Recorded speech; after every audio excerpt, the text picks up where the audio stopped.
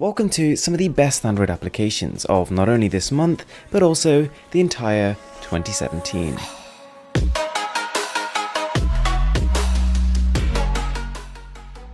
The first app is called Air Console, and long story short, it turns your Mac or PC into a fully fledged gaming console that you can then control with your smartphones. And I suppose the best bit here is that because it's all powered by the web, you don't need a super powerful laptop or computer, just a fairly decent internet connection. As soon as you've paired your smartphone through it, you can start scrolling through the pretty vast selection of games on offer. Now that's all well and good, the games on here are rather fun on the surface of it, but they're not really ones you can really sink your teeth into. The real replay value here comes in the form of multiplayer, because as well as being able to connect to your smartphone, you could invite 3 of your friends over, tell each one to bring their own smartphone, and all of a sudden, almost instantly, you've got a 4-player couch co-op experience. Pretty cool. Number 2 is Split Screen Creator, an app that truly extends the functionality of Android multitasking. What it allows you to do is to create application pairs, 2 apps that will automatically, when you tap them, open together at the same time in split screen mode. Now, as you can probably tell, there is a little bit of delay between pressing the button and both applications being loaded up, but either way, it's far faster than the alternative of having to first load up one of the apps, open split screen, and then select the other one every time you want to use them together. And it makes a lot of sense when you have 2 applications that you just tend to use hand in hand anyway. The next one is a custom notification shade, for anyone who A, doesn't like the way their current notification bar looks, but also B, for anyone who thinks it lacks some functionality. The app requires no root, and without doing any tinkering whatsoever, it'll look and feel like you're running Android 8.0 Oreo. You've got all the same access to your shortcuts, to your notifications, but at the same time a pretty intense level of customizability. You can adjust everything from the color of the notifications, the way the quick settings are displayed, or even the color of the bar controlling your screen brightness. Up next, we've got possibly the most seamless and minimalistic note-taking application we've ever used. This is called Notin. It actually opens on top of whatever you're doing, so it doesn't even suspend any applications in the background. You then type out something you really want to remember, and instantly it'll appear in your notification bar. When you're done with it, you simply swipe it away like with any other notification and completely forget about it.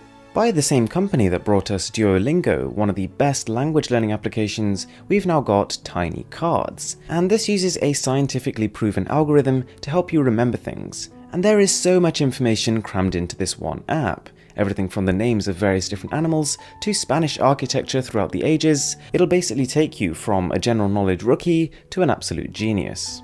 As an example, within about 5 minutes of having used the application, I've committed to memory about 7 different types of geographical maps, their exact definition, what they're used for, and what they represent. Very quickly before we carry on, you might know that we are really trying to hit 1 million subscribers before the end of 2017, so if you could support me by subscribing, I would appreciate it so much. The next application is something called Floating Tube. And whilst that probably gives you a pretty good idea of what it does, the name alone doesn't really do the application justice. This is more or less a fully featured YouTube app where you can like, comment, subscribe to channels and visit the channels directly, but also it allows you to create a floating window. A lot of the time when you're watching a YouTube video, you want to be doing something else at the same time.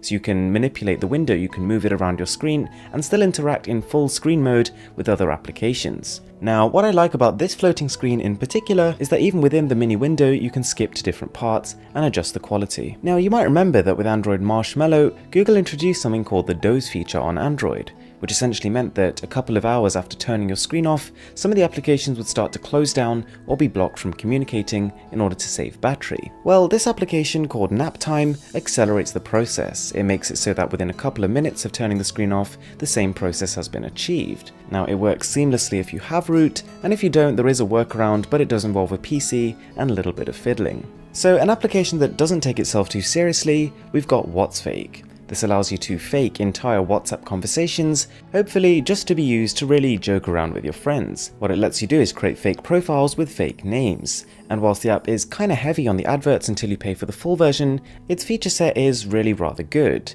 It lets you type out the entire conversation from both sides, and it also allows you to adjust the time that the contact was last seen online and if they're typing currently or not. Again, nothing game-changing, but it can make for some fun and kinda realistic pranks on your friends. Now, we've got Battery Meter, and I really like this application.